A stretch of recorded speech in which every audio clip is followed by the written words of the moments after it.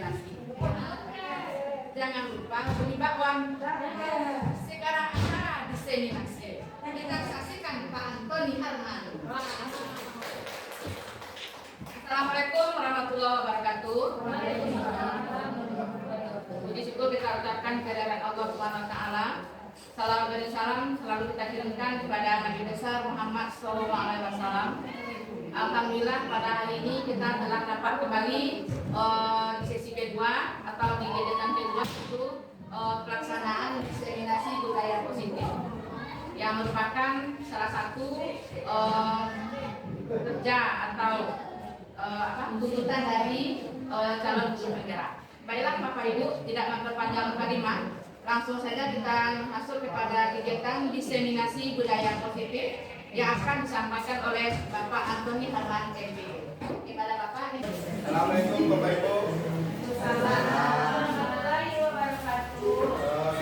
Jadi ketika saya pegang aturan seperti ini Bu, ketika saya pegang itu yang kiri pegang telinga. Ya, ketika saya tangan kanan pegang hidung, satu pegang telinga. Nah, ketika saya pegang telinga, yang kanan pegang hidung. Jadi, ya, atau perlu tambah tiga atau dua. Ya, sudah ya, sudah begini. Ketika saya pegang hidung, tangan kanan, berarti Bapak Ibu pegang telinga tangan kiri. Ya, jadi ketika saya pegang ini, berarti ya, berarti Bapak Ibu pegang itu lagi. Ya, terbalik. Bisa, ya terbalik. Ya, saya pegang hidung. Nah, berarti Ibu pegang telinga kiri. Boleh gini. Saya jangan cubit ya Bu.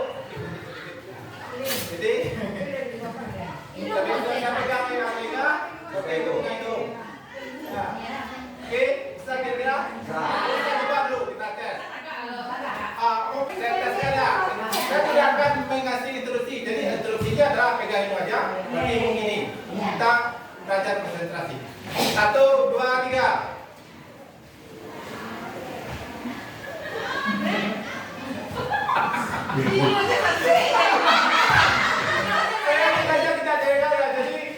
Jadi yang dia katakan ketika saya bergerak itu berarti ini ya, walaupun saya tinggal lagi berarti tetap di sini. Ya, ini walaupun saya di sini saja, tapi itu yang oke Bu, sebentar lagi. 1, 2, 3.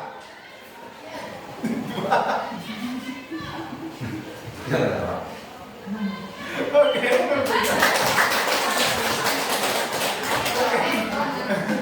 Alhamdulillah. Oke, makasih atas perhatiannya. Itulah sedikit model pembelajaran explaining sederhana memancing konsentrasi anak-anak. Pada saat ini saya akan mempresentasikan tentang penyebaran budaya positif.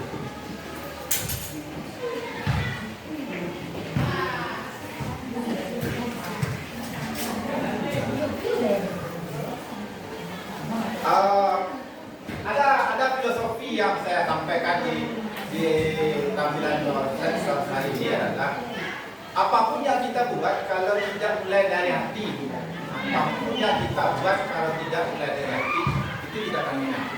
Apapun. Jadi ketika kita menyampaikan budaya positif itu mulailah dari kita dulu, kasih contoh dari kita.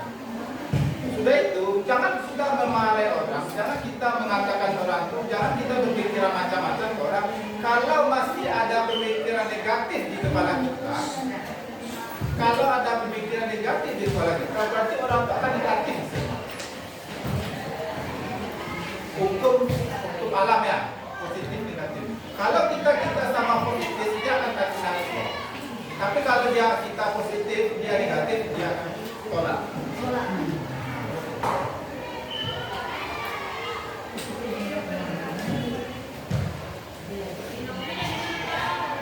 Konsep ya budaya positif itu ada paradigma perubahan, ada disiplin positif, ada nilai kebijakan, dan ada kebutuhan dasar manusia, ada motivasi perilaku manusia, ada posisi kontrol, ada keyakinan jelas, ada individual.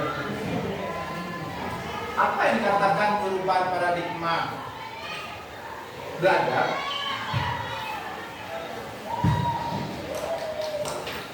paradigma belajar itu adalah pembelajaran yang baru, merupakan pembelajaran yang dirancang berdasarkan prinsip pembelajaran berdiferensiasi. Sehingga peserta didik sesuai dengan kebutuhan dasar tahap perkembangan sesuai teori psikologi modern yang menentukan profil pelajar Pancasila. Apa profil Pancasila itu?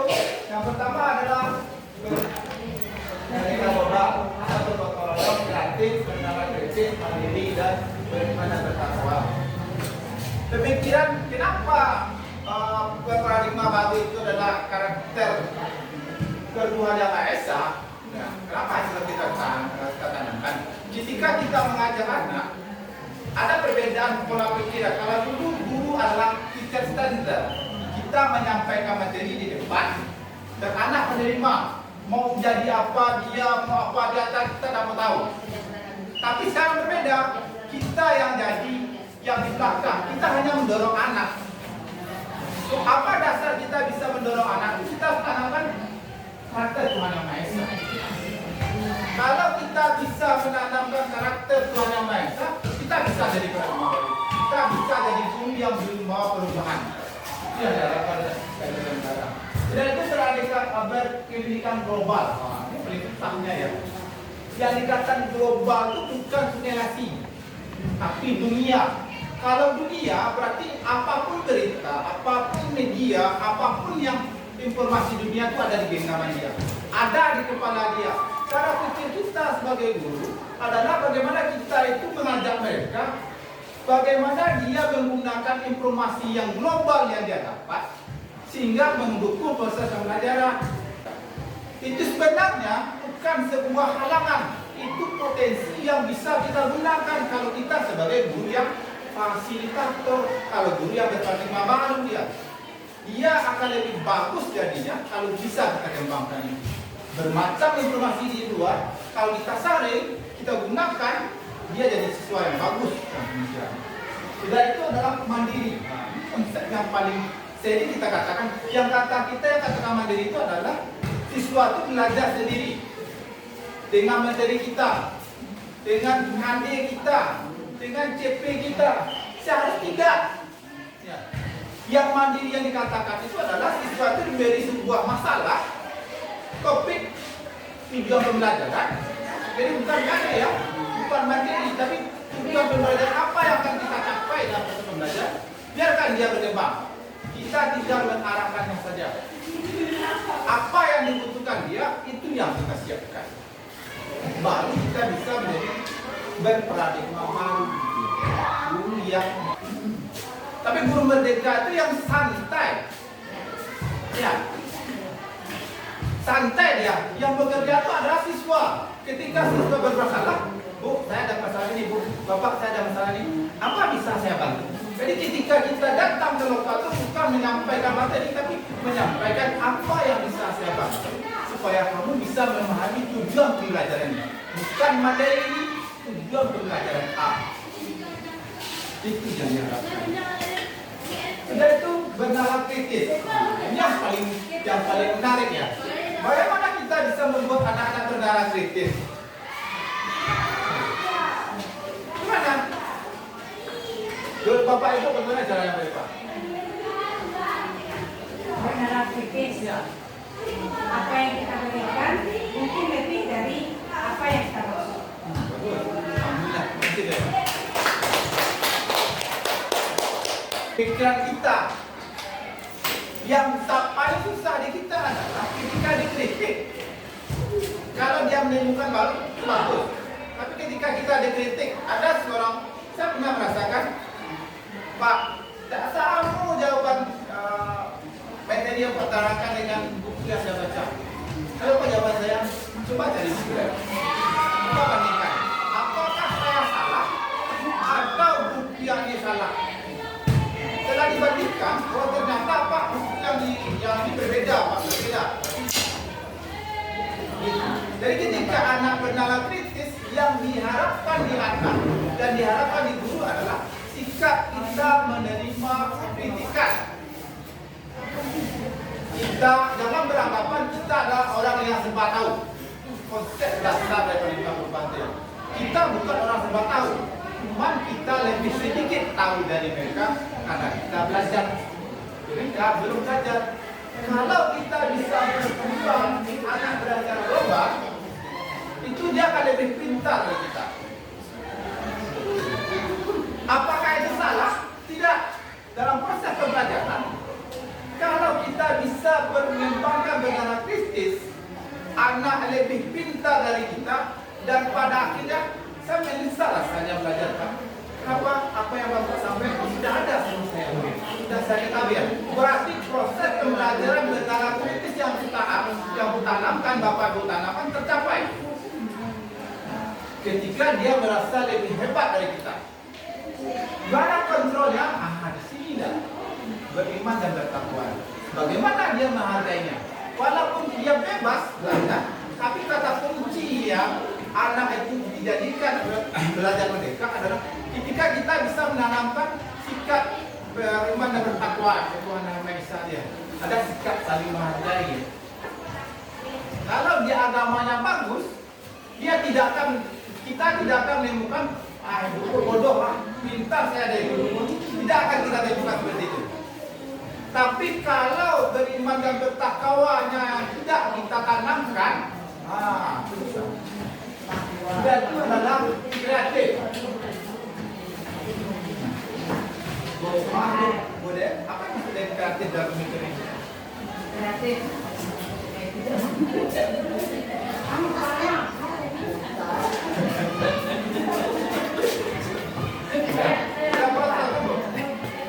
Mungkin kreatif di sini saya sebagai siswa, misalnya disuruh mengerjakan satu latihan, tapi dia lebih berkreasi lagi. Saya kan ngomong 1 sampai 10, kemudian sampai 20 enggak, lanjutkan saja sampai 20 saja. Itulah salah satu contohnya. Mana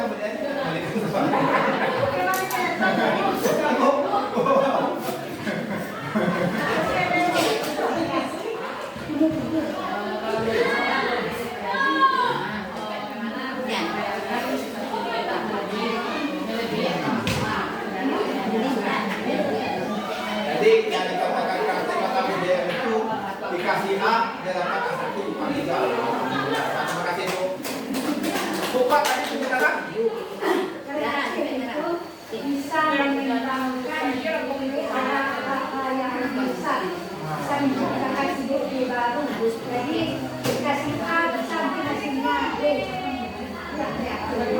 Berarti dapat disimpulkan ternyata yang di dalam pemikiran Bapak Ibu itu yang siswa-siswa kreatif adalah siswa yang jauh lebih mau belajar dari teman-teman yang lainnya. Dan itu perlu kita kembangkan. Sekarang paradigma baliklah bergotong royong. Kenapa perlu bergotong royong? Apakah yang dikatakan bergotong royong di dalam paradigma baru belajar sekarang itu apakah saling contoh mencontoh? Atau berbagi tugas? Bu, apa yang Ibu pahami tentang bergotong royong dalam pembelajaran itu?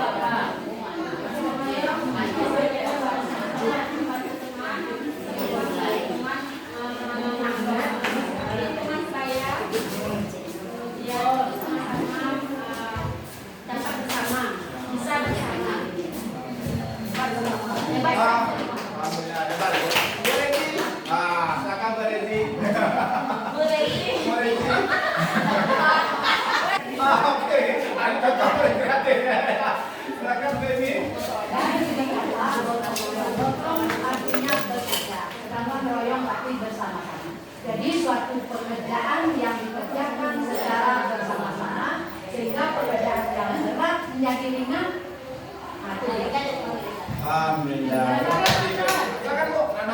Kalau mungkin bergotong royong itu jangan mungkin sampai dan mungkin dalam suatu menyelesaikan pekerjaan, apakah itu kita menyelesaikan ruangan di kelas, kemudian gotong royong bersama. Nah kalau saya seperti itu kantor. Oke, terima kasih Bapak Ibu.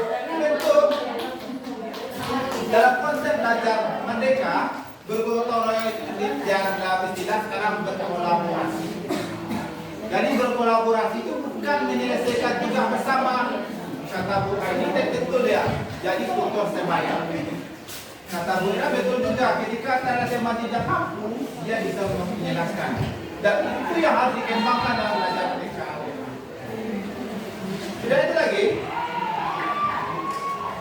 Miskonsepsi tentang teori kontrol.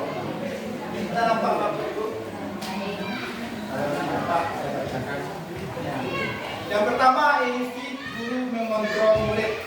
Kita tidak dapat memaksa murid untuk berbuat sesuai sesuatu jikalau murid tersebut memilih untuk tidak melakukan. Kita tidak bisa memaksa sesuatu kepada murid kalau murid itu tidak tahu. Apa contohnya? Ketika siswa tidak membuat tugas, jangan dicap siswa itu pemalas apa itu. Ketika anak datang ke sekolah, lalu dia tidur, jangan dicap dia pemalas. Seharusnya kita sebagai guru, kita tanya dulu, biarkan dia tidur, biarkan dia duduk. Setelah proses pemberian, kita tanya, kita identifikasi apa identifikasi. Kita identifikasi, kita validasi lagi apa yang dia lakukan. Kenapa?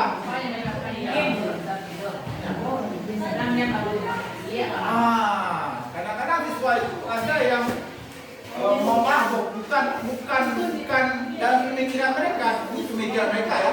Dalam pemikiran mereka main game dapat uang. Ya, main game dapat uang. Tapi kalau dalam perhitungan balik dari pada konsep paradigma baru, kalau kita bisa menanamkan konsep berketuhanan yang Maha Esa, kita bisa arahkan dia. Apa main game? Judi kan? Kalau judi itu halal nggak makanannya? Jadi jangan kita mencap anak pemalas. Datang dia di lokal, duduk dia di lokal, itu sudah ada nilai plusnya bu. Bagaimana perjuangan dia tadi malam bangun jam 3, baru tidur jam 4 sampai jam 7:30 di rumah sekolah tidur. Kan ada hak, ada. Kalau kita gali lagi, kalau kita gali dan gali lagi, saya sendiri.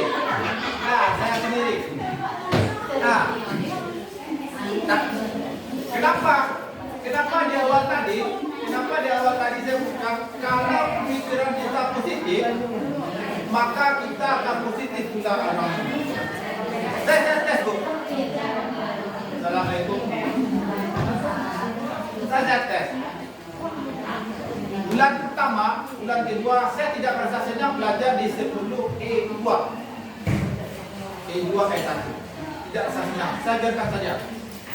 Rasanya adalah ketika anak ekonomi masuk labor, dia tidak mau masuk labor. Dia iri ke saya. Saya tidak senang. Setelah bulan ketiga, saya perbaiki hati saya. Saya rindu belajar dengan mereka. Saya tidak menyangka bu, ketika bulan ketiga malah datang semuanya bu, datang semuanya. Yang pemalas pun datang. Jadi maka saya berpikir tadi, kalau kita menanamkan budaya positif di dalam diri kita, siapapun dia, kalau nyambung plus itu ya, plusnya nyambung, ya pasti terikat. Tidak ada katakan tadi pertanyaan itu. Apakah menerapkan kreatif itu dengan tugas ada kontrak? Kalau di saya ekonomi, saya kasih 3 pilihan. Kamu presentasi tanpa tugas. Mana catatan? Silakan untuk presentasi 10 menit ke depan. Satu bab. Berapa nilainya? 90 paling rendah. Ya, kalau kamu mau nilai 98 atau 100, silakan presentasi di depan guru. Sudah tuh satu lagi. Pak, saya tidak bisa presentasi Pak. Lalu maunya apa? Pak, mereka oke. Kalau mereka saya tidak mau tahu ya. Itu tugasnya banyak tuh. Ya, oke Pak, jalan. Ada satu lagi kelompok. Pak, ada mereka. Ada presentasi Pak. Lalu apa kamu? Nah, gini. Kamu saya kasih kesempatan membuat video pembelajaran. Ada. Jadi ketika dia di lokal, dia akan sibuk saja dengan HP-nya. Cari video, cari background. Makanya itu dia, hasilnya ada hasilnya. Jadi jangan paksa anak menurut keinginan kita. Dia tidak akan mau berbuat, tapi arahkanlah dia gambar-gambar. Sudah itu ilusi bahwa semua penguatan positif, efektif dan bermanfaat. Penguatan positif atau bujukan adalah bentuk kontrol dalam waktu tertentu, menyadari dan mencoba untuk membujuk kita atau bisa menjadi murid tersebut menjadi tergantung pada pendapat sang guru. Yang saya lakukan sekarang, ibu mungkin kenal nama Lini Sandona. Ya, semester 1 itu kerja gini bu. Ya, selfie saja. Kalau bisa tarik. Ya, saya tarik dia. Duduk sini. Tidak saya larang dia berfoto dia ya. Bahkan saya larang, saya arahkan dia. Setelah saya arahkan, kan dalam mulai dia bagus dia bergaya dia. Masa gaya kayak gitu, saya kayak gitu. Setelah dia merasa dekat dengan kita, ya merasa dekat dengan kita, baru kita berbicara. Orang tua kamu bukan. Sekarang kerja sana saya. Sedang manjat atap. Lihat terbayang sama kamu berapa kali. Kamu tertawa-tawa di sini. Bagaimana ini? Bawa malek pak. Iya. Sekarang berapa lama siap tugas? Jadi ketika dia dah dekat dengan kita baru dikontrol dia, jangan dikontrol. Kamu begini, tidak kamu. Siswa, anak-anak kita, yang cewek, seharusnya ilusi yang seperti itu kita ubah. Pemikiran-pemikiran seperti itu kita ubah. Coba kita hari ini belajar. Tadi kata Bu Eva, menghamba pada siswa. Nah, kalau konsepnya tidak menghamba ke mahasiswa, kita jadikan dia sumber belajar kita. Murid-murid itu jadi sumber belajar kita. Ketika murid itu tidak mau diatur, nanti kita belajar tentang mengendalikan emosi. Ketika murid itu tidak bisa belajar, maka enak menangkap. Kita belajar sedikit bagaimana menyampaikan materi yang nyambung sama anak-anak kita. Yang nyambung, rasakan buat alhamdulillah. Katakan apa? Saya berterima Pak Anto, itu yang berbayang Pak Anto. Mengubah dari paradigma stimulus respon kepada peningkatan teori kontrol. Yaitu stimulus respon adalah realitas atau kebutuhan kita. Teori kontrolnya realitas kebutuhan kita berbeda. Buat tinggal kita.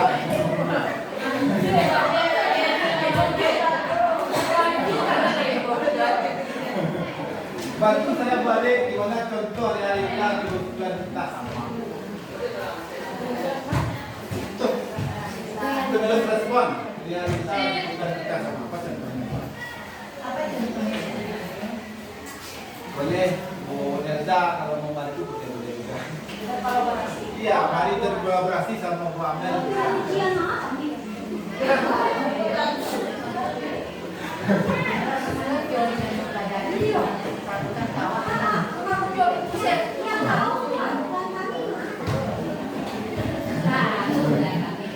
Nah, ini Bu, itu juga katanya. Saya dalam proses pembelajaran itu bukan kita jadi yang hebat di depan Bu. Jadi konsep yang saya terapkan sekarang ini, walaupun saya guru bergerak, saya tahu informasi, tapi saya tidak beranggapan saya paling hebat. Ibu pun hebat, apapun yang saya lakukan dalam teori yang saya buat ini, sudah melakukan, cuman tidak ibu tulis. Nah, itu.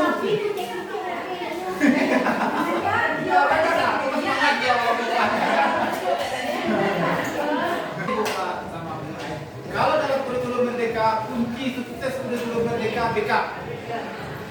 Sebenarnya, maaf Pak, kalau Pak mau sebenarnya Bupati itu adalah mentor terbaik bagi siswa.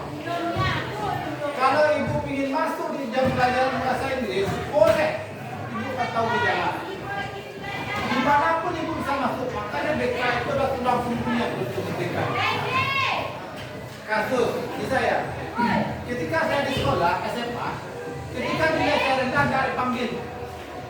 Ketika saya kelas 3 dari ranking 25 jadi ranking 2 dan ranking 1 itu dipanggil. Apa? Kenapa kok bisa jadi ranking 1? Kenapa kok bisa ranking 2? Apa yang terjadi? Lalu saya bilang, Bu, saya dapat lawak teman berbagi otak. Jadi yang harus kita lakukan hari ini adalah bagaimana kita berkolaborasi. Jangan tunggu dulu supervisor. Jangan tunggu dulu guru yang akan mensupervisi kita, ajak teman. Guru MTK itu tidak harus satu guru yang belajar di depannya. Ketika kita belajar, kita kan ada observasi teman sejawat. Guru kita bisa dan itu paling pas untuk dari teman sejawat sebenarnya. Dia akan menjadi teman. Dia akan menjadi gaya belajar. Jadi kalau ibu mau seperti itu, berarti ibu harus berjawab. Jadi saya lagi, kamu lagi, lagi. Baru kita bisa mengembangkan sekolah yang merdeka. Setiap orang memiliki pandangan berbeda. Kata saya pun seperti ini. Kata ibu, saya pun berbeda. Jadi ketika yang berbeda itu kita satukan, itulah yang akan membangun kita bersama. Mulai ke depan, harapan saya adalah perbedaan pandangan itu, pemikiran itu adalah coba kita sama-sama guru ya merasa ada guru pendamping itu semakin bagus. Belajarlah, mengajarlah seperti biasa dan coba kita koreksi sama-sama. Mau apa itu? Kemarin saya lemparkan angket. Kalau dalam pandangan guru pasti guru itu salah, pasti. Pasti. Tapi ya pandangannya yang seperti itu. Tapi pertanyaannya kita kan kita masih takut merupakan tujuan. Coba kita lihat, kita tanya ada apa komitmen lokalnya, ada komitmen kelasnya nih di luar. Nah, jadi semuanya di kita itu sebenarnya ketika ibu ada anak yang berlaku seperti itu, ibu tanya apa kesepakatan kamu sama guru bersangkutan. Cara pandang kita, cara perilaku kita merubah mindset kita. Ketika ada anak berperilaku seperti itu, coba tanya komitmen apa yang dibuat di lokalnya, komitmen apa yang dibuat dengan itu. Jadi baru kita bisa nyatakan, baru kita bisa merubah perilaku dan perilaku kita. Sudah itu tidak. Orang lain bisa mengontrol saya.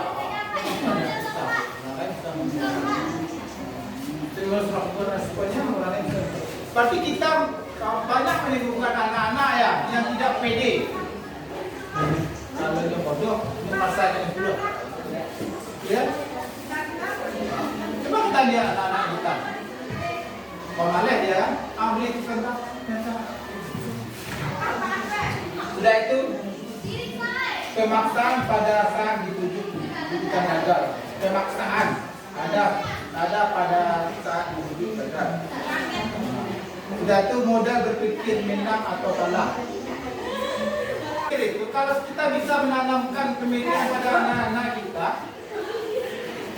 jangan berpikir pada masalah, berpikirlah pada solusi.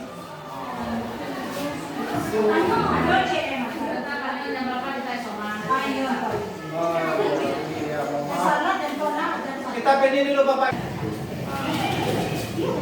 Berarti intinya lagi yang kita sebagai guru, kita harus menciptakan kepada kita self confidence. Berarti dia bagaimana caranya? Kita sering menyuruhnya tampil ke depan dan mengungkapkan perasaan-perasaan apa yang dia rasakan. Makasih atas mengingatkannya bersama. Sudah itu disiplin positif. Apa yang dikatakan disiplin positif? Kata Ki Hajar Dewantara lebih menekankan pada pembentukan karakter dia dan moralitas siswa daripada sekedar hukuman atau aturan yang keras. menekankan pembentukan karakter. Anak diajar cara disiplin positif itulah pembentukan karakter. Apa contohnya? Yang kita konsep pembelajaran merdeka itu adalah agama, sebenarnya karakter keimanan ketakwaan. Kalau dia tahu benar dan salah itu agamanya baik, itu gampang. Jadi yang sebenarnya yang harus kita jalankan hari ini, pendekatan yang kita jalankan hari ini adalah pendekatan agama. Kamu bebas beriman, apakah itu betul menurut agama? Kamu berlaku seperti ini, tidak belajar, orang tua kamu susah dari luar, apakah itu benar menurut agama? Jadi pemikiran seperti itu yang kita tanamkan ke anak-anak. Disiplin positif itu berarti menciptakan lingkungan pendidikan yang mempromosikan rasa hormat, menciptakan lingkungan pendidikan yang mempromosikan rasa hormat, tanggung jawab dan kerjasama antara semua. Apapun tujuan dari bentuk disiplin positif itu bukan menjatuhkan harga dirinya, tapi meningkatkan harga dirinya, mengangkat harga dirinya. Apa kira-kira? Ubah gimana cara kita mendisiplinkan anak? Anak ini melanggar sehingga dia terangkat. Nah, ini dia. Nilai kebajikan yang bersatu adalah pertama nilai profil Pancasila. Profil Pancasila itu ada ketakwaan. Itu yang perlu kita tanamkan sama anak-anak kita. Jangan katakan anak kita tidak sholat itu dia beriman. Kita yang tidak bisa menyentuh dia sehingga dia tidak beriman. Jangan katakan anak-anak yang namun sudah semuanya itu tidak beriman, tidak punya agama. Salah, Bu. Kita yang tidak bisa menyentuh hatinya ya untuk sholat di sana. Ketika kita bisa menyentuh hatinya, sholat penuh. Pemikiran positif kita tanamkan dulu ya. Jangan beranggapan anak-anak jahat, jangan beranggapan anak-anak salah. Dia berikan seperti ini, Bu. Ketika kita tidak disenangi siswa, anak main-main, koreksi diri kita. Apakah model pembelajaran kita menarik? Kita itu 9 karakter. Ada cinta Tuhan, cintanya, penyendirian, tanggung jawab, kejujuran, diplomatis dan banyak. Pada intinya adalah toleransi dan kesesuaian. Kalau kita sudah berbuat dengan dari hati kita, dengan niat baik, semuanya pasti bisa dilaksanakan. Benar kata Bos, mau dikasih SBK lagi tentang anak-anak kita, kita punya semakin referensi, banyak referensi untuk mengembangkannya. Sekarang mari kita bersama-sama terbuka proses pembelajaran. Kita tuh lihat belum finish and left skill. Kita ambil itu. Yang hari ini dibentuk dalam kurikulum Merdeka itu bukan lagi tentang bagaimana dia menguasai materi, tapi bagaimana materi itu, pengetahuan itu bisa dia untuk hidup. Apa manfaat pengetahuan yang dia dapat untuk hidup? Itu yang dikembangkan. Bukan mengatakan SMA itu sama dengan SMK, enggak. Tapi bagaimana pemikiran-pemikiran yang dia perlukan untuk hidup itu terjawab di sekolah. Ya. Contoh sederhana hari ini, saya belajar ekonomi ya. Bagaimana teori ekonomi itu yang real ditemukannya? Kalau dulu teori ekonomi itu, yang ketiga adalah motivasi perilaku manusia. Untuk menghindari ketidaknyamanan atau hukuman, ini ada tingkat terendah dari motivasi perilaku manusia. Kalau orang itu berlaku hanya untuk menghindari hukuman, itu motivasi terendah. Takut karena si A, takut karena si B, takut buat tugas dengan tidak marah, takut dalam buat tugas kalau dapat 0. Kalau itu yang tertanam di jiwa anak kita, kita tidak menimbulkan motivasinya. Yang kedua adalah untuk mendapatkan imbalan dan penghargaan. Apapun yang dilakukan anak, mohon maaf Bu, kita kan sering menjadikan anak-anakku kalau kamu naik nanti dikasih ini, dikasih itu. Itu bagus, tapi itu sebenarnya salah. Seharusnya itu tuh hanya sebagian kecil dari sebuah motivasi. Belum lagi memotivasi kemampuan intrinsik yang sebenarnya. Yang ketiga adalah untuk menjadi orang yang mereka inginkan dan menghargai diri sendiri dengan nilai-nilai yang mereka percaya. Yang terjadi hari ini, yang benar kata anak itu adalah yang dia percaya. Contoh, anak SD. Jelas pernyataan itu salah, tindakan itu salah. Kalau A kata gurunya, pasti A kata dia, walaupun kita tahu itu salah. Bagaimana hebat guru SD itu menanamkan sebuah kepercayaan pada anak-anaknya. Kalau kita belajar sama dia, anak-anakku sayang, ini salah. Ini yang harus kamu lakukan ya untuk menjadi lebih pintar, rajin belajar, tidak malas-malasan. Kalau itu tertanam di anak kita, lebih hebat dari guru SD. A kata dia, kata gurunya, A kata anak kita. Walaupun itu salah, kau kita ya. Itu yang harus kita belajar. Bagaimana cara menanamkannya? Apakah dia marah-marah? Tidak. Adakah terkenal guru SD itu pemarah? Tidak. Jadi apa yang kita pelajari sebenarnya? Ketika kita belajar itu jangan sekali-kali kita memarahi. Pakai yang katakan Bapak tadi ya. Dia dekat dengan anak, posisi kontrol kita itu bisa dari teman. Ketika kita bisa dari teman, kita akan gampang mengatur anak dia, menyampaikan ide-ide kita sehingga anak lebih termotivasi. Dulu ketika saya belajar 2008 ke bawah, saya bilang sama anak saya seperti ini, siswa sini ya. Otak kamu otak membang. Tak ada membang Pak. Buktikan. Membang. Sampai sama Nur Sinur, anak yang gue. Pak, temu saya di WP. Pak, ini tidak membang Pak. Nur Hayati. Saya ini tidak membang Pak. Saya di WP sekarang. Alhamdulillah.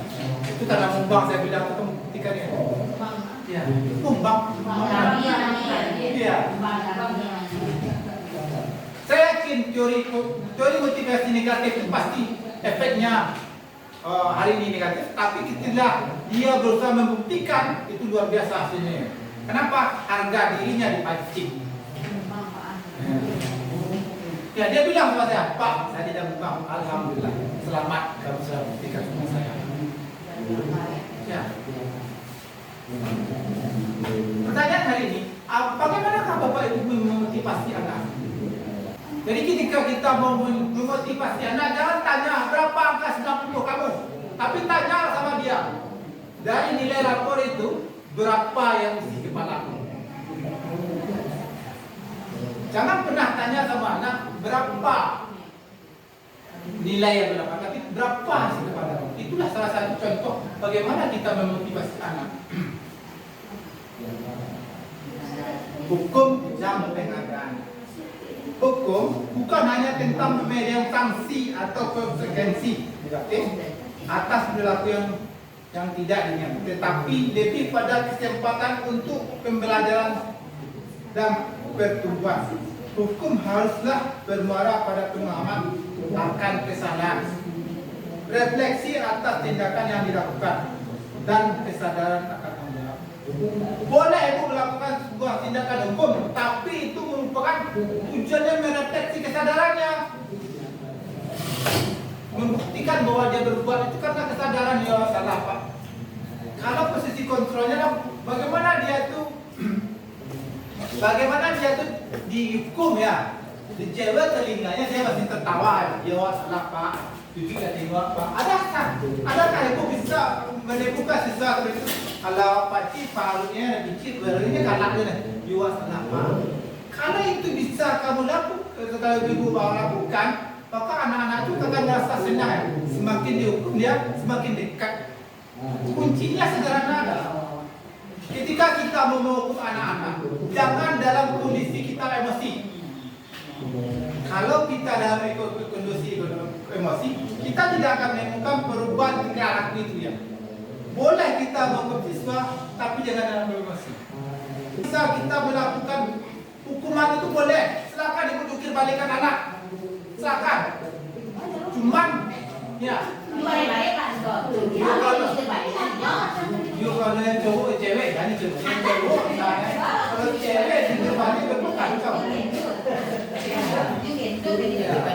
Jadi artinya silakan menghukum dia sekeindah hatimu, tapi jangan menyentuh hatinya. Sekali-kali memarahi siswa itu jangan pakai bahasa Minang, bahasa daerah. Kau hati perginya bu. Ananda aku sayang, jangan seperti itu lagi ya. Nanti saja telinga ibu Ananda nanti ya. Itu kan lebih bagus ya. Kau tuh cuci di kau ya. Itu sini hatinya ya. Ketika kita memarahi anak-anak itu dengan bahasa daerah, kenanya di jantung ya. Di sini kenanya. Di sini kenanya. Di sini kenanya. Di sini ya. Jadi itu yang harus kita pelajari. Bagaimana kita mengkontrol emosi kita. Jadi guru itu memang serba bisa. Apalagi guru SMA, guru yang akan memakai. Sudah yang kedua, penghargaan. Itu bukan penghargaan. Penghargaan itu bukan hanya tentang pemberian pujian atau hadiah atau prestasi yang telah tercapai, tapi merupakan bentuk apresiasi terhadap usaha, ketekunan dan kerja keras siswa. Tidak hanya hadiah, tapi apresiasi apapun yang dia lakukan kita kasih semangat. Alhamdulillah anak kita, alhamdulillah kamu sudah berubah. Walaupun dia baru buat tugas 2, tugasnya 10, kan alhamdulillah kita. Jadi jangan kita menganggap iya, jangan seperti itu. Ya. Kita harus ya alhamdulillah. Kalau dia tidak buat tugas, dia datang tepat waktu, duduk dia tidak bawa salah. Alhamdulillah. Jadi apapun yang telah dia lakukan coba hargai. Kata bupatnya dia, hargai. Apapun yang dia lakukan, itulah yang terbaik bagi dia. Itu yang bisa dia lakukan, itu hargai. Pada prinsipnya, proses belajar persisten itulah upaya keras kebaikan yang terus-menerus. Tidak kita proses anak ini hari ini salah, apakah besok dia akan berbaik? Tidak, itu akan berulang dan butuh kesabaran kita, butuh kerjasama kita, butuh kolaborasi kita. Jangan kecil orang BK sekeraja enggak. Semua kita. Kalau kita sama open care ya, open heart ya, open heart ya. Kita buka hati kita ketika kalau di rumah open house kan kita buka hati ya, Bu. Tadi saya belajar sini, ini saya demokan. Lalu saya belajar lagi sini, Bu Nopi gitu ya. Jadi ketika Bu Nopi dan Bu Depa berbicara, kan kita itu masalahnya dibawa sama Bupat, tadi kami begini. Tadi Bu Nopi begini. Menurut Bupat bagaimana anak ini? Baru ada kerjasamanya. Hukum dan penghargaan itu akan berencana kalau kita semua berkolaborasi. Siapa saja, guru, tenaga pendidikan, orang tua, dan semua yang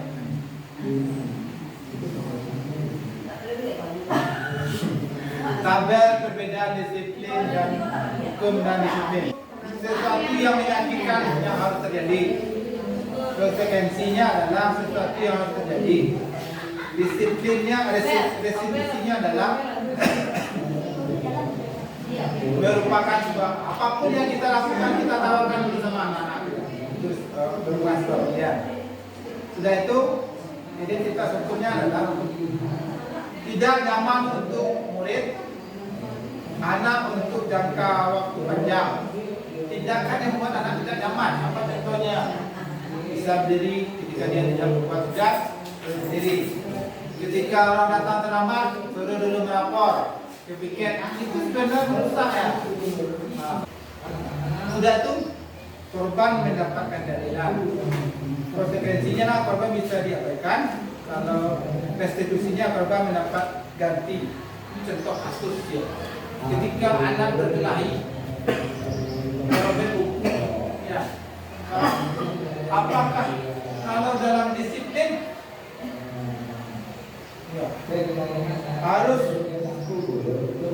adil ya, dia kalau dalam agama ketika dia mencuri potong tangannya. Ya. Kalau kita terapkan seperti itu, kalau dia merobek bukunya, robek bukunya kan sebenarnya kisah namanya. Apakah itu yang bisa kita lakukan? Kalau dalam jelas sebenarnya tidak bisa itu diterapkan. Kalau konsekuensinya, kalau dia merobek buku, dan kita tanya kesepakatan sekolahnya apa? Kesepakatan sekolahnya apa ketika anak merusak peralatan sekolah? Apakah disuruh mengganti? Tentu harus ada kesepakatannya ya. Jadi ketika kita berbuat itu harus dasarnya ada.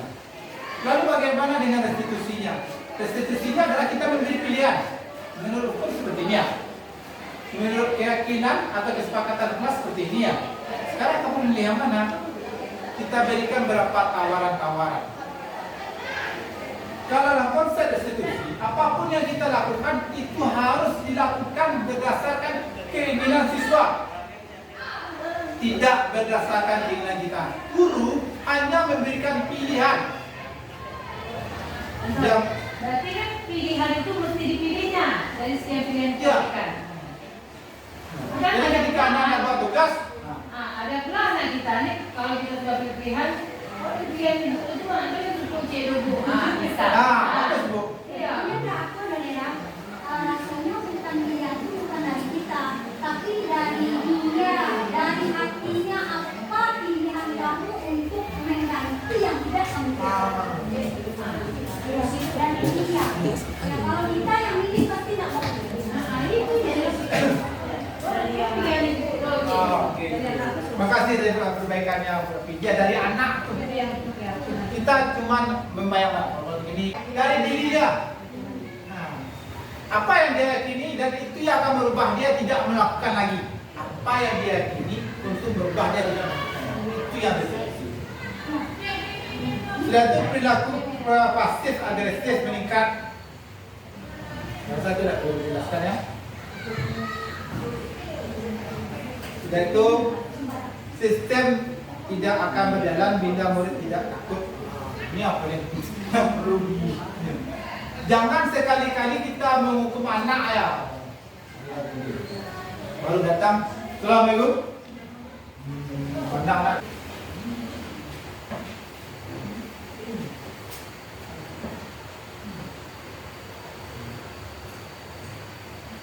bahwa hukum bersifat tidak terencana.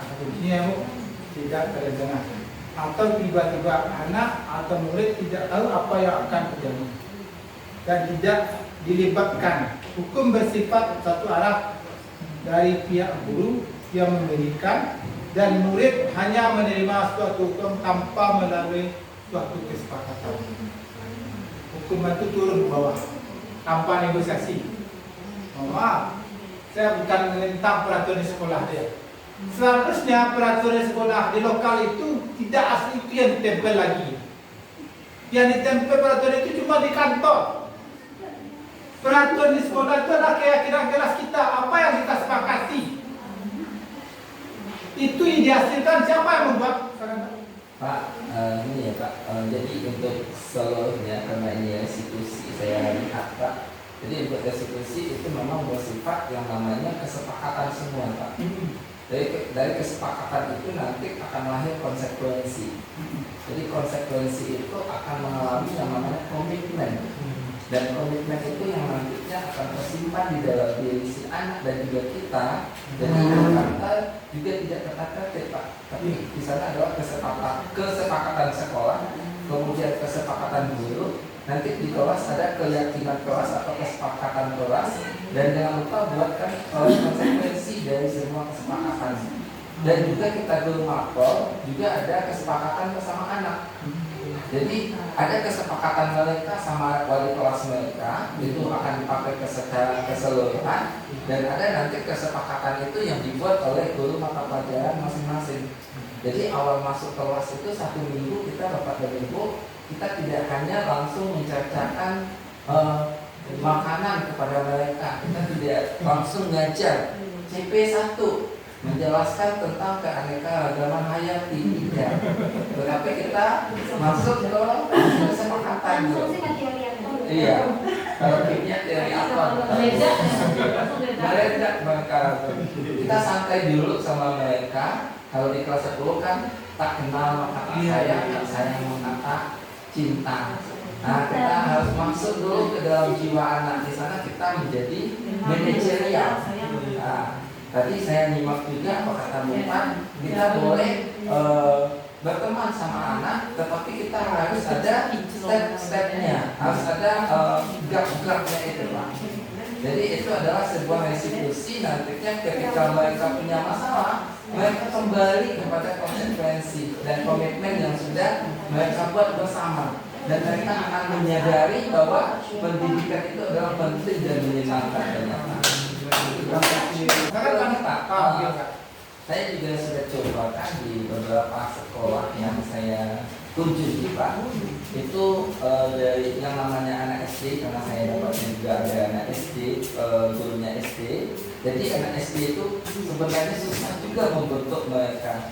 Jadi mereka yang selalu duduknya seperti ini di kelas, siapnya kan kayak orang takut jadinya. Nah, jadi sekarang banyak juga perubahan setelah memakai kurikulum merdeka ini. Mereka lebih bisa, bahkan anak SD public speakingnya juga sudah bagus. Jadi kita di SMA, karena kita SMA, kita mempoles bagaimana public speaking mereka itu luar biasa kita buat di sini, Bapak dan Ibu. Begitu, Pak. Terima kasih, Pak. Tadi, oke, memang apapun yang kita lakukan hari ini tujuannya adalah berpihak pada murid. Apapun yang kita buat tujuannya berpihak pada murid. Perubahan yang kita lakukan hari ini adalah berpihak pada murid. Apapun yang kita lakukan hari ini adalah menciptakan sebuah konsekuensi. Bagaimana kita menanamkan budaya positif pada anak kita, sehingga budaya positif itu melekat di dia, melekat juga di kita. Contoh, hari ini kita harus punya kesepakatan. Yang kedua, 1133. Alasan sholat kembali lagi. Ternyata, kenapa? Ibu harus ada di mana-mana. Sudah itu satu lagi. Ya, jadi Bupat itu kalau nak duduk aja duduk di lokator. Duduk di lokator. Saya bukan mengapa-apa, kan ada dulu pelatihan dan sebuah mata pelajaran dan guru BK. Apa kata narasumbernya, yang pemilik hotel adalah yang pemilik kamar. Betul sekali. Jadi saya takut menyampaikan itu kepada kawan-kawan, nanti kawan-kawan banyak ini itu aneh-aneh. Beres kelompok pelajaran.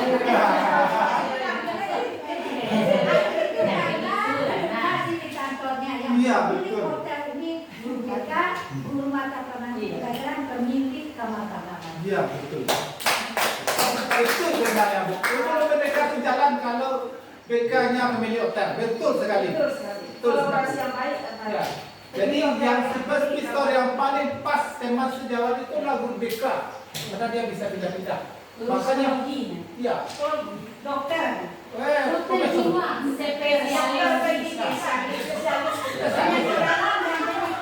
Iya, zaman kita tuh yang tidak membiasakan itu. Jadi ketika belajar, seharusnya Bu.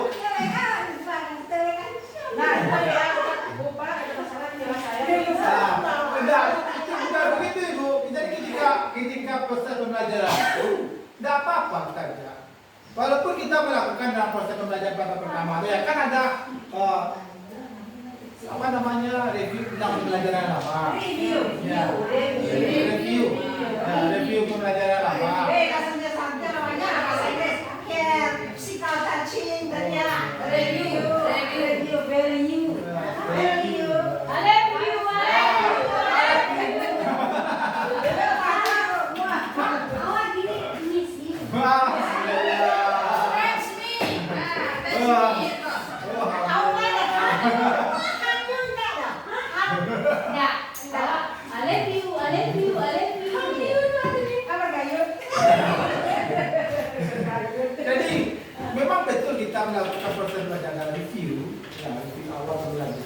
ada anak pembukaan. Dan proses pembelajaran ada pembukaan. Kalau anak saya Begitu asiknya. kita dibutuhkan oleh siswa, kita nak susah. Jadi ketika kita butuh siswa, kita perlukan enjoy belajarnya. Akan hilang sakit sampai di sekolah. Ya. Betul, jadi gua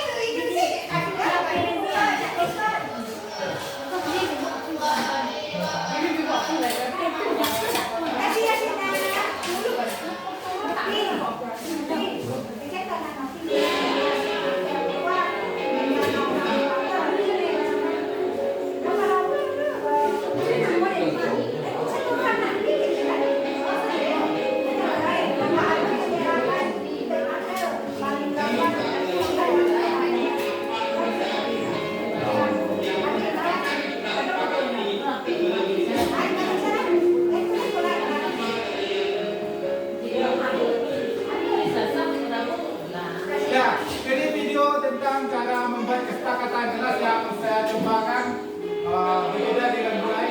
Saya memang anak yang suruh ke depan yang buat.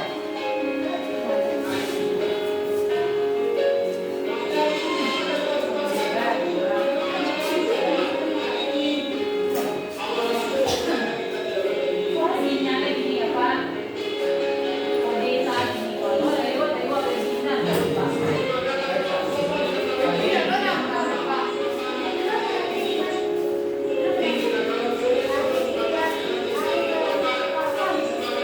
Yang mana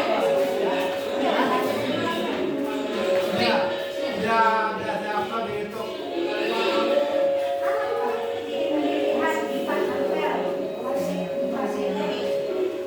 Kalau sudah sebagai media bagaimana yang kamu lihat? Apa yang kamu tahu tentang kesalahan kamu? Seperti itu pertanyaannya. Kontrolnya. Ini proses pembentukan keyakinan kelas ya. Keyakinan kelas bersifat lebih abstrak daripada peraturan yang lebih abstrak itu nyata ya Bu. Iya, Galeh. Abdu barangnya.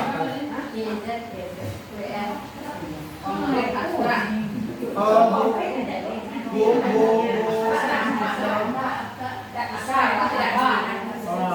Ya. Sudah itu keyakinan kelas berupa pernyataan universal.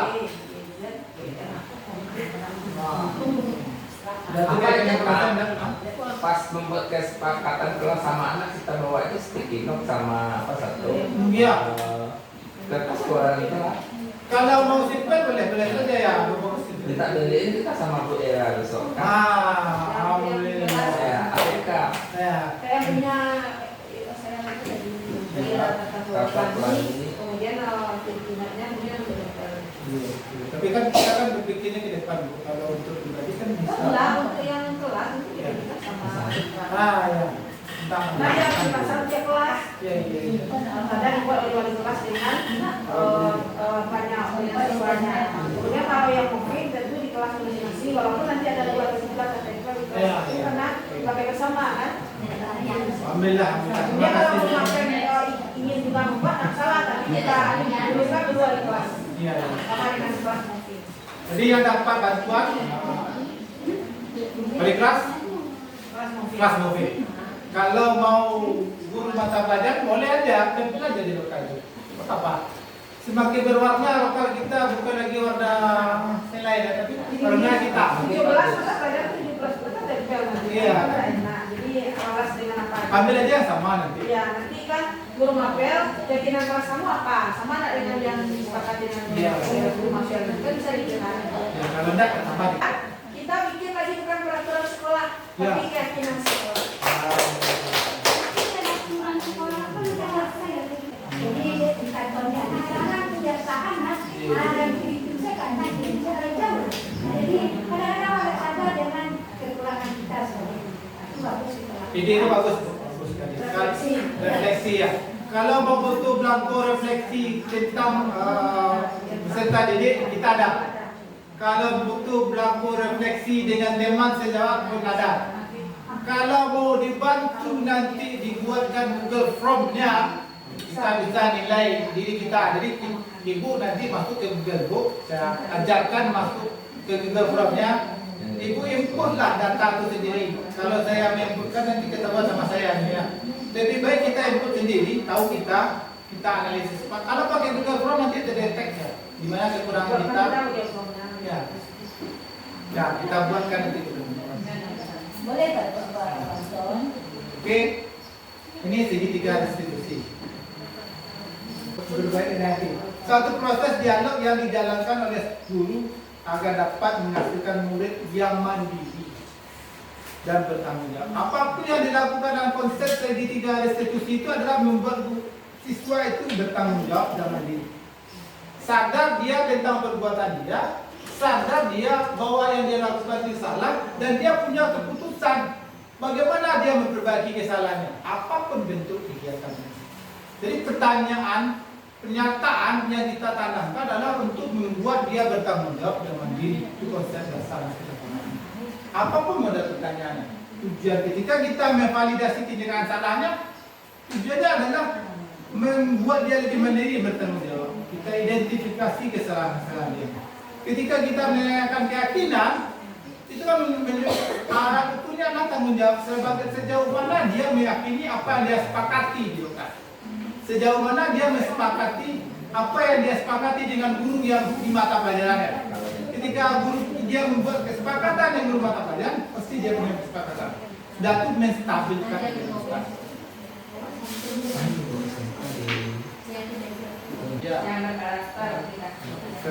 Kita memimpikan murid-murid yang bisa bertanggung jawab dengan dirinya sendiri. Tanggung jawab. Kita percaya bahwa murid adalah yang bisa kita tiru sesuai dengan zamannya. Oke, Di sekolah kita mengutamakan kenyamanan yang berpihak kepada murid. Murid di sekolah kita sadar betul bahwa pendidikan itu sangat berarti jika diemban dengan baik. Kita warga di sekolah ini yakin untuk berproses demi mewujudkan merdeka belajar. Kita dan warga di sekolah ini paham bahwa diborongnya sama panas. Semangat terus panas. kita dan warga di sekolah ini paham bahwa anak adalah kebutuhan bagi kita semua. Potensi untuk masa depan. Oke, itulah secara umum mimpi kita tentang anak-anak. Mari kita tergerak dan menggerak. Bergerak karena kita orang hebat yang menggerakkan. Mereka belajar rancak badan. Kalau yang saya tentukan, ini mimpi-mimpi saya tentang murid. Begitu ya. Sampai di situ. Tunggu. Kata kuncinya adalah dalam penerapan program disiplin positif, hendaknya Waalaikumsalam warahmatullahi wabarakatuh. Gimana kabarnya semuanya? Sudah sholat tadi? Hari ini kita akan membuat kesepakatan kelas itu, atau saya sebut dengan kelas, harus kita sepakati bersama-sama. Saya minta dari kamu apa-apa saja kesepakatan kelas yang akan kita sepakati sebelum kita memulai pelajaran. Coba dari yang telah keluar, apa kesepakatan kelas ini? Kan mas, maka ke depan. Maka apa kesepakatannya?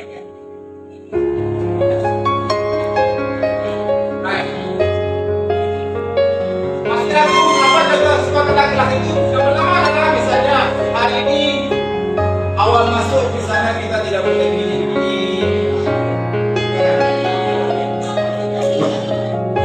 Ya, kesepakatan kelas itu sama dengan kata tertib yang sama-sama kita yakini. Jadi kita kalau misalnya kita bersepakatan kelas tentang terlambat, berarti kesepakatan itu apapun hukumnya, konsekuensinya harus kita sepakati. teman kamu.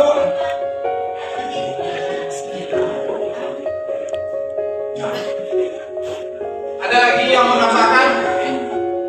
Display di depan. Mas, silakan nih Mas. Tambah semangat kelasnya. Antum dengan dua di depan. Apa dia?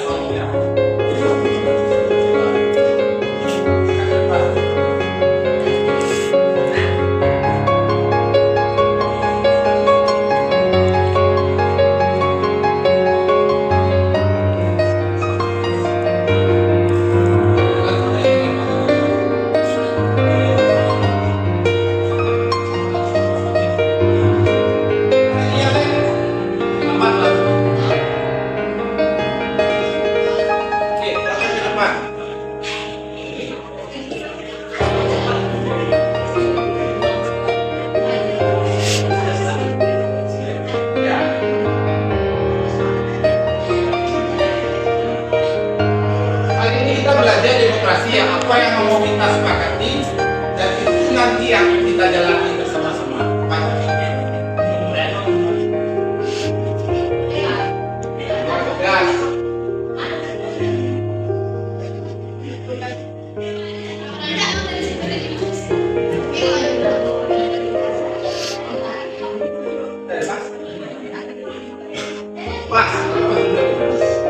ada lagi? Kamu nampak sepakatan kelasnya?